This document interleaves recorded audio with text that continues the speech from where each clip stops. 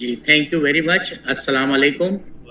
और I am thankful आपने time दिया, और ये एक प्लेटफॉर्म एक ऐसा प्लेटफॉर्म है जिससे हम एक इनकलाब ला सकते हैं और अपनी नई जनरेशन को कम्युनिकेट कर सकते हैं कि व्हाट आर द कॉन्सिक्वेंसेस। हमारी जो आजकल जो पॉलिटिकल है और बहुत सारे इश्यूज हैं, हमारा सबसे बड़ा मकसद ये होना चाहिए कि हम अपनी जनरेशन को एक अच्छा पैगाम दें और उनको गाइडलाइन दें कि अपनी वो ज़िंदगी किस तरह गुजारें। थोड़ा सा मैं अपने बारे में बताता हूँ। मैं I am basically a marine engineer, और I did my first class, जो इसकी जो होते हैं पढ़ाई का जो एक सिलसिला होता है ग्रेजुएशन का, from South Shield. Then I sailed with different shipping companies up to the position of chief engineer. Apart from that, then I joined one of the biggest petrochemical plant in Pakistan, National Fibers, which was unfortunately closed 20 years back due to bad policies of, you can say, privatization commission and all those. After that, I'll join a power company, power generation company, where I work on a very senior position, and I put my best efforts to help them out, to do all audits and everything. And Alhamdulillah, I have given approximately 2 billion Pakistani rupees, 2 billion Pakistan rupees before closing of the contract. जो उनका contract था O&M से मैंने ये किया. And apart from that, you can say मेरी जो सबसे बड़ी ख्वाहिश है वो, I just want to see corruption free Pakistan. मैं अपनी जनरेशन को काफ़ी इंटरव्यूज़ में रहा हूँ, मैं बड़ा नाउमीदी अपनी जनरेशन में देख रहा हूँ, और जो हमारी ड्रीम है वो पाकिस्तान को छोड़ के बाहर जा रही है. तो इस सिलसिले में सबसे जो बड़ी चीज़ है वो यही है कि हम अपनी जनरेशन को किस तरीके से आगे लेके आए. एग्जैक्टली जी. सो बेसिकली सर, आप कराची से बिलोंग करते हैं और आपने वहाँ पे हमारे जो सिंध के इंटीरियर कम्युनिटी है उसमें बहुत सारे अलग एक इश्यूज हैं. बट यू फील कि हम उसमें ज़्यादा नहीं जाएंगे, but generally you feel what are the barriers we say in political and all that, कि क्या सिस्टम में प्रॉब्लम्स हैं जो इस वक्त हमारे फ्रस्ट्रेशन पैदा की जा रही है? देखें, हमें अपने सिस्टम को ठीक करना पड़ेगा. हम क्रिटिसाइज करते हैं, लेकिन हमारी प्रैक्टिकल पार्टिसिपेशन जो है वो होनी चाहिए. हमें कॉलेज स्कूल लेवल के ऊपर द बिगेस्ट जो चीज़ है वो है करप्शन. करप्शन जो है हमारी यंग जनरेशन को बिल्कुल इस तरह से बेबस कर दिया है कि ओनली 10% जो है, आई कैन से 10% जो है उनके हाथ में पावर है. उन्हीं के बच्चे पढ़ रहे हैं, उन्हीं के बच्चे जॉब्स पे आ रहे हैं. तो हमें सबसे पहले करप्शन की फाइट के लिए अपनी यंग जनरेशन को जो है उसको ये बताना होगा कि इसके क्या कॉन्सिक्वेंसेस हैं, इससे हमारा मुल्क कहाँ तबाही और बर्बादी की तरफ जा रहा है, और किस तरह से हम इसको रोक सकते हैं. रिस्पॉन्सिबिलिटी उनको नहीं डालना, हमको खुद जो अब हम इस एज ग्रुप में, हमको एग्जाम्पल बन के उनके सामने आना हो. और मैं इंशाल्लाह किसी और उसके अंदर बताऊंगा वो I did for Pakistan for fighting against corruption. इंशाल्लाह सेकंड सेशन अगर आप मुनासिब समझेंगे तो I will tell them totally about that. So अभी जो है सिस्टम ठीक करने के लिए हमें सबसे पहले रेगुलेटरी बॉडीज हैं, रेगुलेटरीज जो लॉज हैं उनको हमें करने पड़ेंगे. Actually we are unfortunately very weak regulatory bodies are there. और जो ये रेगुलेटरी बॉडीज होती हैं ये इंडिपेंडेंट होती हैं. They always take decision on their own. But unfortunately in Pakistan उसमें पॉलिटिकल इन्फ्लुएंस इतना ज़्यादा होता है कि रेगुलेटरी बॉडी जो होती है वो नहीं करती. और आप सारी रेगुलेटरी बॉडीज को उठा के देख लें, उनकी पार्टिसिपेशन देख लें, they do have a very good planning. उसमें इतने पुराने लोग बैठे हुए, यंग जनरेशन को वो ऊपर नहीं आने देते, और वही एक सिस्टम चला आ रहा है. 4 साल 3 साल वो रहते हैं, एक्सटेंशंस मिल जाती हैं डिफरेंट. जो लोग हमारे regulatory body, if I say about NEPRA, इस वक्त नेप्रा में बहुत टैलेंटेड लोग हमारे पास ऑलरेडी मौजूद थे, उसके बावजूद बाहर से लोग लिए गए, एक्सपीरियंस नहीं थे. इसी तरह स्टेट बैंक, आप जो भी रेगुलेटरी बॉडी है आप उसको देख लीजिए. तो एक तो हमें ये ठीक करना पड़ेगा.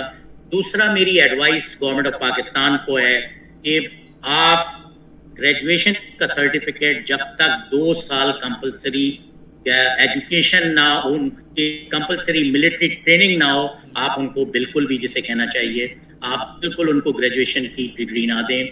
2 साल कंपलसरी ट्रेनिंग होनी चाहिए। और इसमें क्योंकि हमारा जो नीचे तबका है वो मैट्रिक तक रहता है, इंटर तक पढ़ता है, जिनके ऊपर लाइबिलिटीज होती हैं, तो जो इलीट क्लास है इनकी कोई भी है, उनके जब तक उनकी, अब क्योंकि हमें से नेक्स्ट इलेक्शन आने वाला है, तो हमें तो अभी भी जो है इमीडिएटली इसको इनरोल करें। इसको जो पाक फौज जो है, जो अकेले हर तरह की बर्डन लिए हुए है, जो हर तरह की कुर्बानियां दे रही है, मैं आपसे ये पूछूंगा, बिल्कुल मेरा कोई वो नहीं है, कोई पॉलिटिकल या आर्मी को मैं वो कर रहा हूँ, लेकिन मैं आपसे पूछूंगा कितने पॉलिटिकल पार्टीज के लीडर हैं जिनके बच्चे किसी चीज के अंदर शहीद हुए या क्या हुआ? ये हमारी फौज ही है जो हमको इस तरह से प्रोटेक्ट किया हुआ है, हम रात को सो रहे हैं। तो जब इनके बच्चे फौज में जाएंगे, आज मैं लोगों को देखता हूँ फौज के लिए ऐसी बात करते हैं, मैं लोगों से रिक्वेस्ट करूंगा कि इस इंस्टीट्यूशन की कदर करें। ये एक वाहिद इंस्टीट्यूशन है पाकिस्तान के अंदर जो ऑर्गेनाइज है, जिसमें अकाउंटेबिलिटी है, जिसमें हर तरह की आपको प्रोटेक्शन है। तो ये कंपलसरी करें, 2 साल की ट्रेनिंग। उसके अलावा दूसरी चीज जो भी मैं एम्फसाइज करूंगा वो है, क्या कहते हैं, आपका हमारा इलेक्शन प्रोसीजर्स जो है। नॉर्मली मैं भी कोई 40 ईयर्स से, तो मैं खुद भी ये चीज देख रहा हूँ कि 40 साल से कैंडिडेट सेलेक्ट हो जाते हैं। सिलेक्शन के बाद उनके ऊपर करप्शन के चार्जेस, उनकी एजुकेशन बैकग्राउंड, उनकी डिफरेंट बैंक अकाउंट्स निकाले जाते हैं। तो इट सीम्स लाइक दैट कि ये सारी जो है टेलर्ड हुई भी चीजें होती हैं। जब हमारे पास इतना दुनिया का बेहतरीन इदारा मौजूद है, ISI, हमारे पास नैब है, नेशनल अकाउंटेबिलिटी ब्यूरो, हमारे पास FI है, तो क्या बेहतर ये नहीं होगा कि इन सारे कैंडिडेट्स की जो भी हमारी असेंबलीज में आ रहे हैं, इनका बैकग्राउंड चेक किया जाए, और अगर कोई गलत इंफॉर्मेशन हो तो इनके हेड्स को अकाउंटेबल किया जाए कि इस आदमी को किस तरीके से आपने रिकमेंड किया। हम पाकिस्तान से बाहर जा रहे होते हैं तो हमारा पुलिस क्लियरेंस सर्टिफिकेट होता है, लेकिन जो हमारे असेंबली में लोग बैठ रहे होते हैं, जो असेंबली में हमें रिप्रेजेंट कर रहे होते हैं, उनका कोई अता पता नहीं होता। 2 साल के बाद उनकी डिग्रीज जाली निकली आती हैं, 3 साल के बाद उनके बैंक लोन्स होना चाहिए। स्टेट बैंक का गवर्नर ये कंफर्म करे कि ये they are not defaulter of the bank, and then it is his responsibility to provide a clearance. ये सारी चीजें ये हमारी यंग जनरेशन को मजबूत करेंगी। ये चीजें जब तक हम इस पाकिस्तान में डेवलप नहीं कर लेंगे, बजाय क्रिटिसाइज करने के या बजाय किसी चीज को करने के, we should come forward. Health care में ले लीजिए आप, हेल्थ केयर के अंदर कोई हमारे यहाँ पाकिस्तान में अभी प्रेजेंट गवर्नमेंट कोशिश कर रही है, कार्ड दे रही है, लेकिन कोई फीसेस का, कोई डॉक्टर्स की फीसेस का, हॉस्पिटल में कोई किसी तरह की भी चीज का देयर इज नथिंग।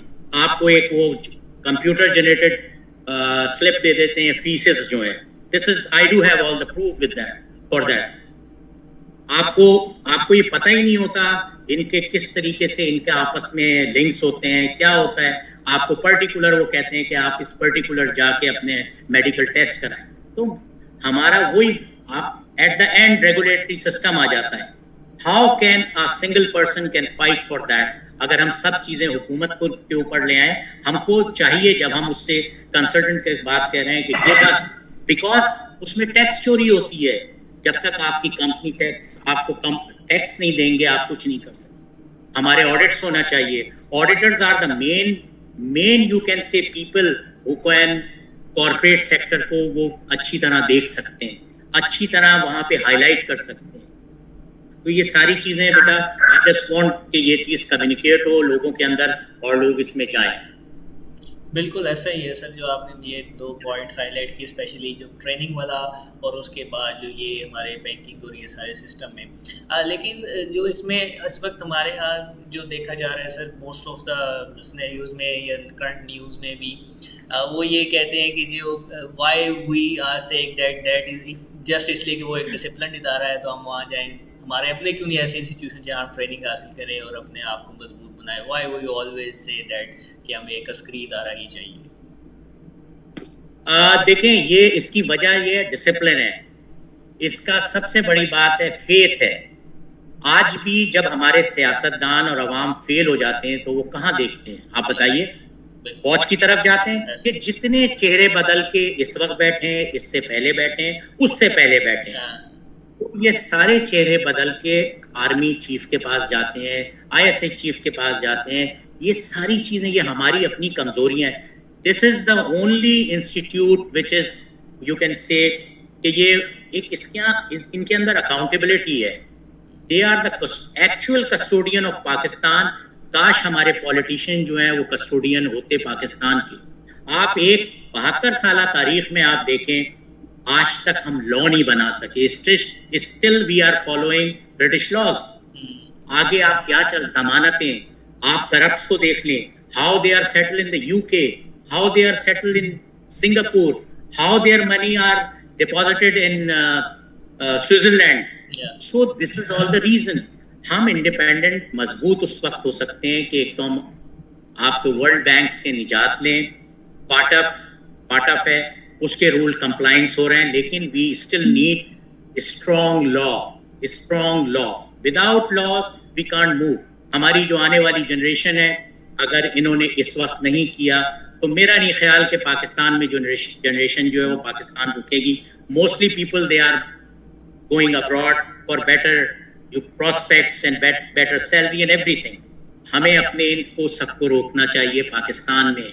हमें हमारे इतने इंस्टीट्यूशंस हैं, हमारे इतने इदारे हैं, they do have all the data with them. उनके पास एक एक आदमी की एजुकेशन, हम उनको अट्रैक्ट करके यहाँ बुलाएं, हम उनको यहाँ सिक्योरिटी दें। हमारे पास जो ब्रेन पड़े, मैं आपसे फख्र से कह सकता हूँ कि वो दुनिया में ब्रेन नहीं है। अगर ये कौम किसी चीज़ का तहिया कर ले तो इसको कोई नहीं हटा सकता। पॉलिटिकल आप देख लें, एक आदमी को काम नहीं करने देते, उसके पीछे लग जाते हैं।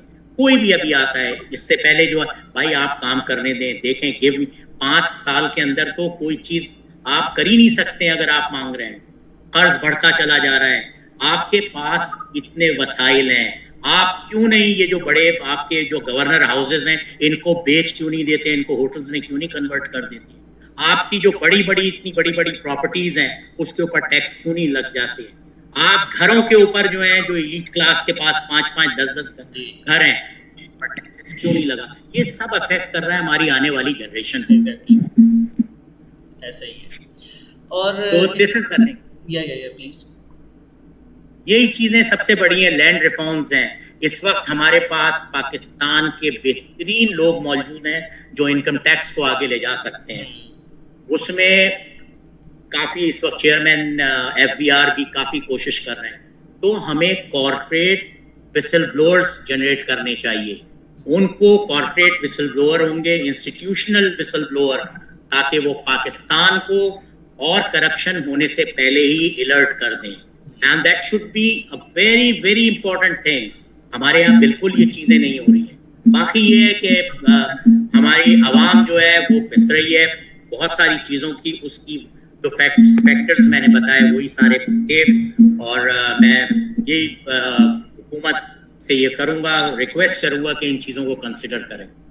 बिल्कुल ज़बरदस्त, ये आपके पॉइंट्स बहुत वैलिड हैं। और इस हवाले से सर आप कोई अपनी लाइफ का एक्सपीरियंस बताइएगा जो आपने ऐसे लेवल पे कंट्री के लिए कुछ किया हो, कंट्रीब्यूट। देखिए, मैं वही कहना चाह रहा था, इट्स अ वेरी लॉन्ग मेरा अपना एक्सपीरियंस। अगर आप पर्टिकुलर करप्शन के बारे में बोलें तो मैं उसमें भी बता सकता हूँ। और मैंने अपनी लाइफ में जो स्ट्रगल किया उसके बारे में अगर आप पूछना चाहें तो I would be more happy to tell you, please. Like sir, when you got opportunity to serve the nation at government or some kind of official अपने जॉब में अपने कोई ऐसा इंसिडेंट्स जो आप समझते हो कि वाकई नेशन के लिए वो एक हॉलमार्क था? हाँ बेटा, मैंने क्या कहते हैं, मैंने कॉर्पोरेट सेक्टर में 2 जगह जॉब की है।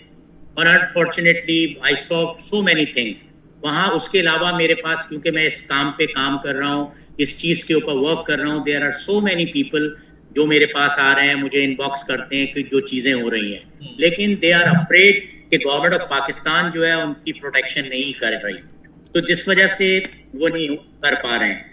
इसके अलावा अगर आप ये कह लें कि प्रीवियसली जो मेरा अपना एक्सपीरियंस है उसमें सबसे बड़ा जो रोल होता है उसमें ऑडिटर्स का होता है, जो ऑडिट फर्म्स होती हैं उनको उनकी ऑडिटिंग जो है वो बहुत सख्त करनी चाहिए। ऑडिटर्स जितनी करप्शन हमारे यहाँ हो रही है, मैं पर्टिकुलर किसी एक का नाम नहीं लूंगा, उसमें कहीं ना कहीं ऑडिटर लैग कर रहे हैं। ऐसा ही है। तो दीज आर द थिंग।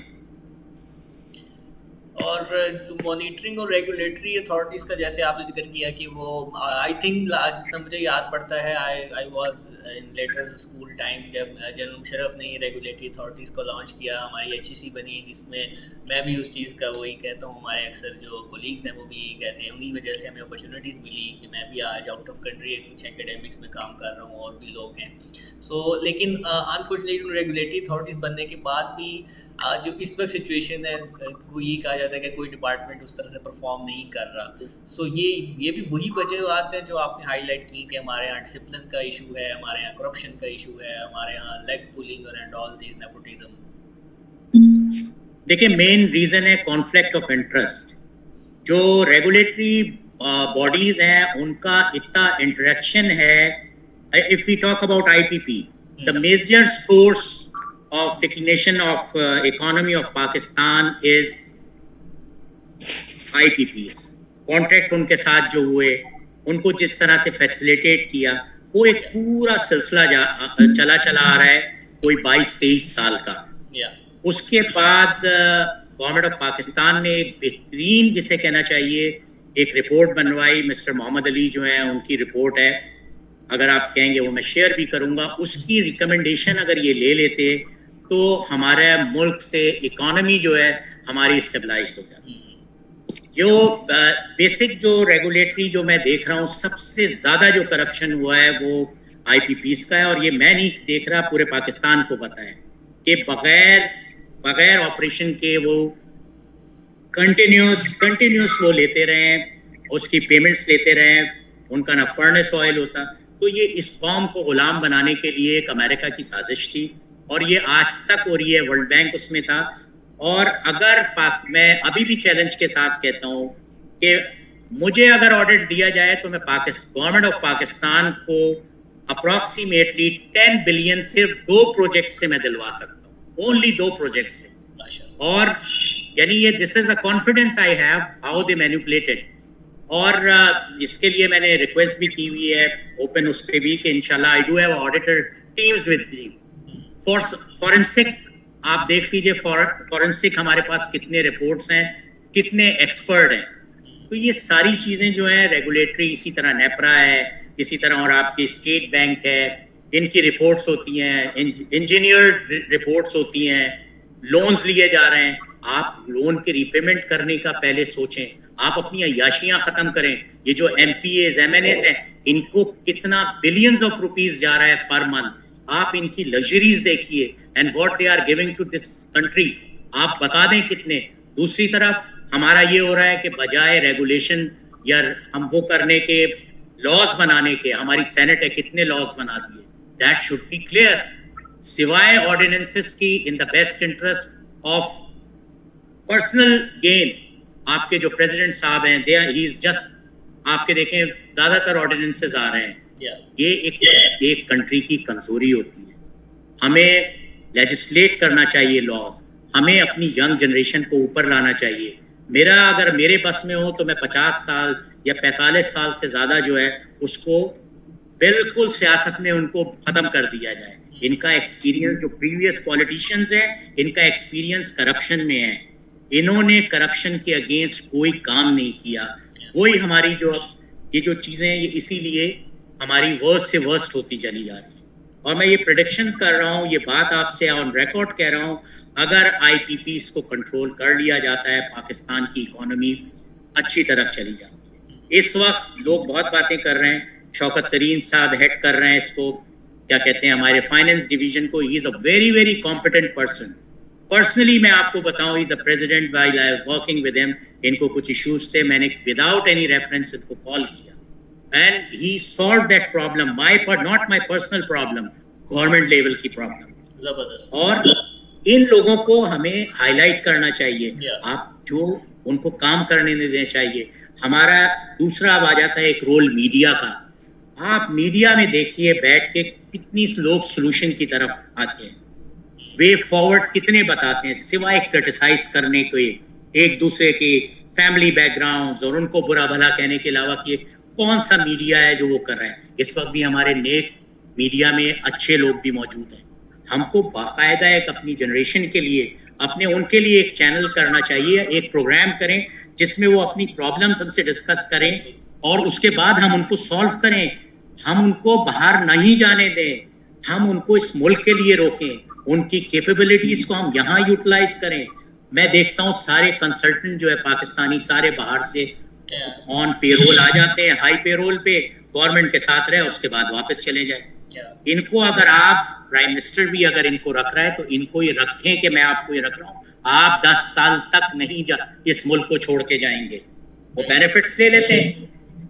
उसके अलावा आप ये देख लें जो करप्शन के पनामा लीक्स हुए, आपके पेंडोरा हुए, गवर्नमेंट है इस वक्त पावरफुल, आपका मिनिस्टर्स बैठे हुए, आप पहले इन्वेस्टिगेशन करने के से पहले इनका ईसीएल में तो नाम डालें। हमारे यहाँ हर चीज को पब्लिसाइज कर दिया जाता है, उनका इतना टाइम दे दिया जाता है कि वो पाकिस्तान छोड़ के आराम से अपने जेट्स में, प्राइवेट जेट्स में और उस पर चले जाते हैं। This is the thing.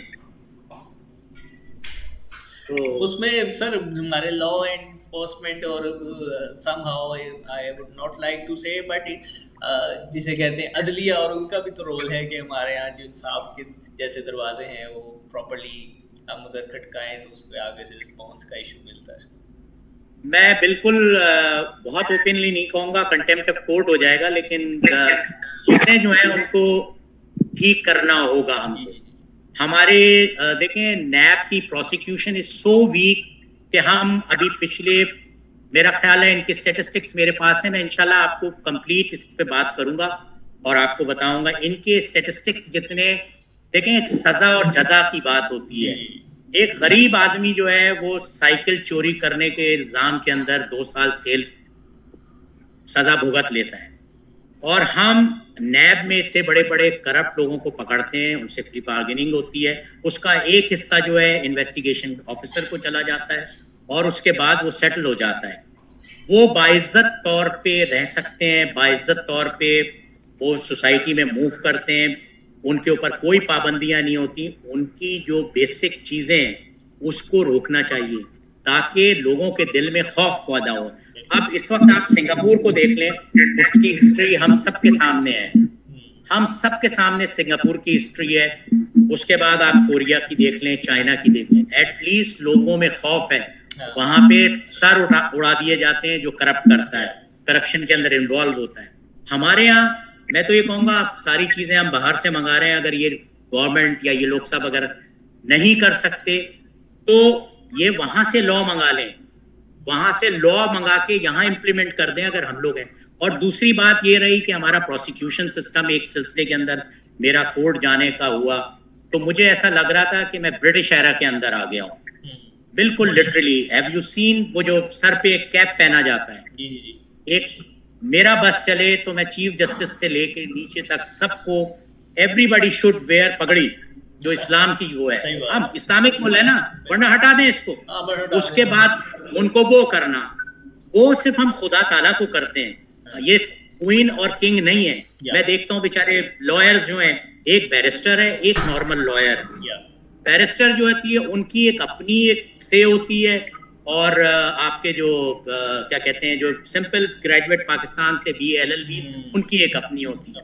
तो हम अपने यहाँ ये क्यों नहीं कर लेते, अपने यहाँ ये चीजों को नहीं कर लेते, अपने यहाँ ऐसी फैसिलिटीज क्यों नहीं कर देते कि ये हो। तो दिस इज द थिंग। आखिरी 10 मिनट है हमारे पास, ऑडियंस में कोई क्वेश्चन पूछना चाहे, कोई सजेशन देखना चाहे तो ओपन फॉर टॉक है प्लीज। जी आप मुझे बताइए आप क्या और पूछना चाह रहे हैं फरहान साहब। जी बिल्कुल, टॉपिक हमारे काफ़ी पॉइंट्स क्लियर हो गए हैं। अभी बिनीश यहाँ पे मौजूद है, उन्होंने इनपुट दिया है कि उन्हें तो पनिशमेंट होनी चाहिए जो आपने हाईलाइट की है, जिस तरह के हमारे यहाँ क्रिमिनल सिस्टम और ये चीज़ें हैं। और दूसरा उनका पॉइंट है कि who will govern these institutions, जो हमारी पॉलिसी मेकर्स की इंस्टीट्यूशन है उनको फिर गवर्न कौन करे।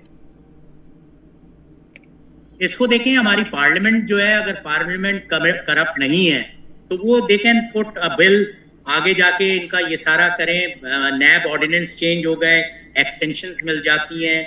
ये तो एक वो है कि आप एक इंस्टीट्यूट में अगर जो पर्टिकुलर टाइम है उससे ज्यादा रहते हैं तो आपका कॉन्फ्लिक्ट ऑफ इंटरेस्ट, आपकी पार्टीज, आपकी सारी कोई भी चीज हो, दुनिया भर में जो टाइम लिमिट रखा है वो इसीलिए रखा गया है कि आप उनको जगह दें और वो आगे बढ़ें। तो this is the only thing.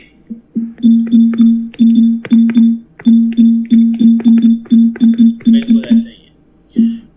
और बाकी इसको हमें बेहतर करना होगा, उसके लिए भी हमें अपना जो है एक सिस्टम को एक क्लेरिफिकेशन की तरफ लेके जाना होगा, कॉन्फ्लिक्ट ऑफ इंटरेस्ट खत्म हो, हमारे पास राइट ऑफ इंफॉर्मेशन का बिल पास हुआ है उसके ऊपर हो, हमारा जो विसल ब्लोअर्स हैं उसको हम हाईलाइट करें, उनको प्रोटेक्ट करें आगे, ताकि वो बढ़ के इस मुल्क और कौम के लिए आगे बढ़ के कर सकें, उनको ये हो।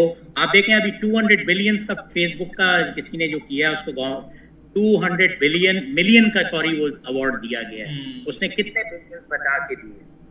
तो दीज आर द थिंग। बिल्कुल ऐसे। और बच्चे जो हैं, दूसरा आपका ड्रग्स के ऊपर मैं एक बात और कहना चाहूंगा, आजकल इंस्टीट्यूशनल जितने भी इंस्टीट्यूट्स हैं उनके ऊपर ड्रग का बहुत ज्यादा बुरी तरह ये वो हुआ है। बिल्कुल। और उसके ऊपर सजाएं रखें, पीपल जो पर्टिकुलर आपका थाना है उसको बाउंड करें कि उस आपके एरिया के अंदर ये पकड़ा गया तो एसएचओ विल बी रिस्पॉन्सिबल। बहुत जरूरी। इसी तरह अगर आप एजुकेशन पे आ जाते हैं, आप देखें इंस्टीट्यूट्स के अंदर जो भी हमारे एजुकेशनल इंस्टीट्यूट्स हैं उसमें मैक्सिमम जो है ट्यूशन सेंटर्स खुले हुए हैं। आई डोंट नो कि ट्यूशन सेंटर्स जो हैं वो टैक्स देते भी हैं या नहीं है। नेचुरली जो ये वो किया जाए, बाइंडिंग इस चीज के ऊपर कि जो लोग कॉलेजेस में पढ़ा रहे हैं, स्कूलों में पढ़ा रहे हैं, वो प्राइवेट ट्यूशन नहीं करेंगे, वो स्टूडेंट्स को उस नहज पे लेके आ जाते हैं कि वो ट्यूशंस का रुख करें, और पैसे वाले जो एलीट क्लास है वो तो उसको अफोर्ड कर लेती है, और जो गरीब लोग होते हैं जो अपनी हलाल की कमाई से पढ़ा जाते हैं वो ट्यूशन सेंटर पे मैंने देखा है, मैंने खुद भी ऑब्जर्व किया है किस तरीके से रात को और दिन को। और एंड अपार्ट फ्रॉम दैट ये जो आपके इंस्टीट्यूशंस जो हैं ये भी अब लड़के लड़कियां बच्चों को रात को 9-9 10-10 बजे तक अपने अंदर एंगेज रखते हैं, इनकी क्लासेस शेड्यूल करते हैं। तो this is also ethically wrong. मगरिब के this is if you can see, हम लोग ठीक है बहुत आगे जा रहे हैं, लेकिन बीइंग अ मुस्लिम हमारे कुछ नॉर्म्स और वो होने चाहिए। तो दीज आर द थिंग। और naturally everybody is after getting money और उसका शॉर्टकट देखता है, बहुत जल्दी देखता है। अब जैसे हमने जितनी मेहनत की है अपने करियर को बनाने के लिए, पढ़ाई के लिए, तो वी अंडरस्टैंड। और खुदा का शुक्र है कि जिन लोगों ने परेशानियां और गुर्बत और स्ट्रगल देखा है वो आज कामयाब हैं और उनको कोई अपनी जगह से हिला नहीं सकता। ऐसा ही है। अब तो इस वक्त जो बोर्ड जैसे एकेडमिक सिस्टम में आपने बात की और ये ट्यूशन सेंटर्स का, अब तो 100/100 और 900/900 बोर्ड डिक्लेयर कर रहा है रिजल्ट, तो इसमें ट्यूशन सेंटर्स का वो इसी वजह से सक्सेसफुल भी हुए हैं। बिल्कुल ठीक कह रहे हैं आप, यही रीजन यही है, मेरा ख्याल यही है सबसे बड़ा। फीस स्ट्रक्चर देख लीजिए, फीस स्ट्रक्चर्स देख लीजिए क्या है, किस तरह से हो सकता है, क्या आदमी उसमें आगे बढ़ के कर सकता है। उसको कोई वाली बात आ जाती है वीक रेगुलेटरी सिस्टम, फीसेस सबकी एक हो। एजुकेशन के लिए अगर आप बच्चे बाहर जा रहे हैं, एक्स्ट्रा ऑर्डिनरी उनकी क्वालिफिकेशन हो, और जो एजुकेशन हम पाकिस्तान में नहीं दे सकते उसके लिए वो बाहर जाएं। दीज आर द मेन जो आपके कहना चाहिए, जो हम लोगों को एक बैक उस पे लैश पे लेके जा रही है। These are the reason. और वो पिक कर लेते हैं जो अच्छे हमारे स्टूडेंट्स होते हैं, पीएचडी हैं। I saw so many people working with NASA and all those things. Why they don't come? Because यहाँ पे वो देख चुके हैं कि जो भी मोहसिन होते हैं उनके साथ क्या किया जाता है, किस तरीके से ट्रीट किया जाता है। फ्रॉम अगर आप पाकिस्तान की 72 साल तारीख को गौर से पढ़ें और देखें तो यू कैन अंडरस्टैंड, उसको कहने की जरूरत नहीं है। बिल्कुल ऐसा ही है। ज़बरदस्त सर, आपने बहुत सीरियस एंड क्रिटिकल टॉपिक्स के ऊपर बात की। और इसके ऊपर हम अगर मैंने कहा कि बात करना चाहें तो हमारा ये एक सेशन तो बिल्कुल भी नामुकम्मल है और नाकाफ़ी है। इंशाल्लाह हम इस पे मज़ीद बात करेंगे। आखिर में सर 3 मिनट्स में आपने मैसेज देना होगा जो हमारी यूथ के लिए स्पेशली, जैसे आपने करप्शन का हाईलाइट की और अदर देन हमारी जो मॉरल वैल्यूज़ और पेशेंस और टॉलरेंस और मैं समझता हूँ हमारे यहाँ रिलेशनशिप्स के बहुत इश्यूज़ हैं, उसके ऊपर क्या आप अपनी राय देना चाहेंगे? मैं वैसे ऑलरेडी कह चुका हूँ, मेरा सबसे बड़ा मैसेज जो है यंग जनरेशन के लिए है कि अपनी पढ़ाई को और अपनी जो एजुकेशन को इतना मजबूत करें कि आप हर आने वाले चैलेंज का मुकाबला कर सकें। और अभी हम कई केसेस देख रहे थे ड्रग के, मर्डर के, उसमें तमाम मोस्टली एजुकेशन से ही रिलेटेड जो लोग हैं, अनएजुकेशन कह लें, या उन्होंने एजुकेशन को एज ए टूल तो ले लिया लेकिन उसकी इम्प्लीमेंटेशन नहीं कर सकी। तो हमारी जनरेशन को आगे बढ़ के आना पड़ेगा। ये मुल्क हमें बड़ी कुर्बानियों से मिला है, इसमें हर फिरके की कुर्बानी है, आपके आबा और अजदाद की कुर्बानी है। वो इस मुल्क को हासिल करके और इस मुल्क में आके उन्होंने जिस तरह से इस मुल्क को उठाया है। और एक चीज मैं और कहूंगा, लोग कहते हैं कि पाकिस्तान आगे नहीं बढ़ रहा, पाकिस्तान आगे बढ़ रहा है। अगर हम 47 से लेके अब तक देखें, अल्लाह ताला का शुक्र है, वी शुड बी प्राउड कि हम एटॉमिक एक पावर है। हम लोग बहुत पावरफुल हैं, हमें अपने पावर का अंदाजा नहीं है, सिवाय इसके करप्शन के। अगर ये हम अपने अंदर से इसके ऊपर सख्त तरीन लॉ ले आए कि एक आदमी 100 रुपए लेते हुए भी डरे, तो मेरा ये ख्याल है कि पाकिस्तान सरवाइव करेगा, लड़कों को जॉब मिलेगी, लड़के आगे बढ़ेंगे और ये मुल्क आप देखिएगा दुनिया में सबसे टॉप पे चला जाएगा। हमारे अंदर कोई टैलेंट की कमी नहीं है, हमारे उस्ताद बेहतरीन है, हमारे यहाँ डॉक्टर्स बेहतरीन है, बिल्कुल, लेकिन हर सिस्टम को एक रेगुलेट करने के लिए एक पावरफुल आदमी चाहिए। ऐसा ही है। वो पावरफुल आदमी अल्लाह ताला भेज दे, ये हुकूमत में से कोई आ जाए या कुछ ऐसा मुआवजा हो जाए कि इसको ये स्टेट पाथ पे डाल दे। Thank you very much. बिल्कुल ज़बरदस्त, thank you so much sir. इंशाल्लाह हम नेक्स्ट टाइम इसी टॉपिक को मज़ीद आगे बढ़ाएंगे। आई होप कि ऑडियंस ने भी कुछ इसमें पॉजिटिवली गेन किया होगा। इंशाल्लाह see you next time. Thank you very much, god bless you. Pakistan जिंदाबाद।